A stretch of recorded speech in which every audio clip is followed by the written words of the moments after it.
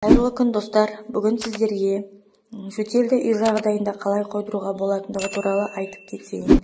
Менің каналыма тіркеліп, лайк баса кетіңіз.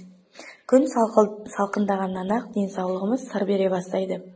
Әсіресе жөтел мен тамақ аурулары жиі кездеседі. Тамағымыз қатты қышып қоймай жатса, осы әдісті қолдануларыңызда болады. Бір кружка суға отқа қойып, оны қайнағанша күтеміз. Қайнағаннан кейін бір ас қасық бал саламыз. Балды жақсылап араластырып, оны да бір қайнатып, үстіне бір лабыр жапырағын саламыз. Оны бір бұрқ еткізіп қайнатқаннан кейін кружкаға құйып ішсеңіздер болады. Ол өте жақсы әсер етеді және жөтеліңіз 10-15 минуттан кейін басылады. Бірақ бұл уақытша қана. Бұдан кейін міндетті түрде дәрігермен кеңесіп, еміңізді алғаныңыз жөн.